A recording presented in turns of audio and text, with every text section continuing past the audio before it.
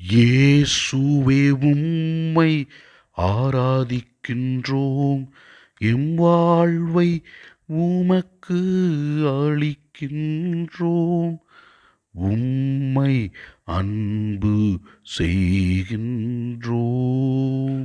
இறைவா, எங்களை உருவாக்கி எங்கள் வாழ்க்கைக்கு தேவையான எல்லா ஆசீர்வாதங்களையும் கொடுப்பவரே, நாங்கள் வளர்ச்சி அடைவதற்கு தேவையான அருள் உதவிகளை செய்பவரே, நீர் செய்கிற எல்லா நன்மைகளுக்காகவும் நாங்கள் உம்மிடத்திலே தஞ்சம் அடைந்து ஜெபிக்கும் பொழுது எங்கள் வேண்டுதல்களை கேட்பதற்காகவும், நாங்கள் உடல் நோயால் அவதிப்படும் பொழுது உம்மிடத்தில் வந்து ஜெபிக்கும் பொழுது எங்களுக்கு உடல் சுகத்தை கொடுப்பவரே, குடும்பங்களுக்கும் குழந்தைகளுக்கும் பெரியவர்களுக்கும் இளையோர்களுக்கும் ஆசீர்வாதங்களை கொடுத்து வழிநடத்தி கொண்டு வருகின்றவரே, நீர் எங்களுக்கு செய்கிற எல்லா நன்மைகளுக்கும் நாங்கள் உமக்கு நன்றி கூறி உம்மை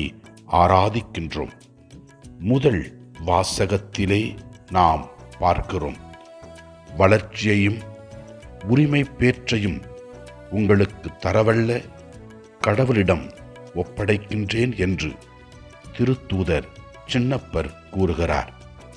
இறைவனுக்காக தன் வாழ்க்கை அர்ப்பணித்த அவர், அவருடைய வாழ்க்கையின் மூலமாக பல்வேறு அற்புதங்களை மற்றவர்களுக்கு ஆண்டவரிடமிருந்து பெற்று கொடுத்தவர்.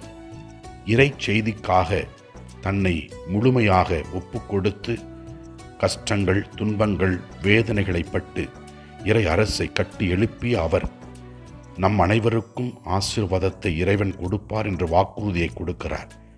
நாமும் இறைவனில் நம்பிக்கை வைத்து இறைவன் கொடுக்கின்ற ஆசீர்வாதங்களை பெற்று மற்றவர்களுக்கு ஆசீர்வாதமாக திகழ இறைவனிடத்திலே ஜெபிப்போம். நற்செய்தி வாசகத்திலே ஆண்டவர் இயேசு கிறிஸ்து இவ்வாறு கூறுகின்றார், இறைவா, நாம் ஒன்றாய் இருப்பது போல அவர்களும் ஒன்றாய் இருப்பார்களாக என்று. இயேசு தன்னுடைய வாழ்க்கையிலே இறை திட்டத்தை நிறைவேற்ற தன்னை முழுமையாக கொடுத்தவர். இறைவனோடு இணைந்து எல்லா செயல்களையும் செய்தவர். கடவுளும் இயேசுவும் ஒன்றாக இறை ஆட்சியை கட்டி எழுப்பிக் கொண்டிருக்கிறார்கள். நாமும் அந்த இறை ஆட்சியின் அங்கத்தினர்களாக இந்த உலகத்தில் வாழ்ந்து கொண்டிருக்கிறோம். இறைவனின் திட்டத்தை அறிந்து அவருக்கு ஏற்றவர்களாக இந்த உலகத்தில் வாழ இறைவனிடத்திலே நம்மையே ஒப்பு கொடுத்து ஜெபிப்போம்.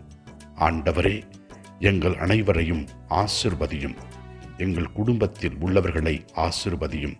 கல்வி ஆண்டை துவங்கி இருக்கிற எல்லா குழந்தைகளுக்கும் தேவையான ஆசீர்வாதங்களை கொடுத்தருளும்.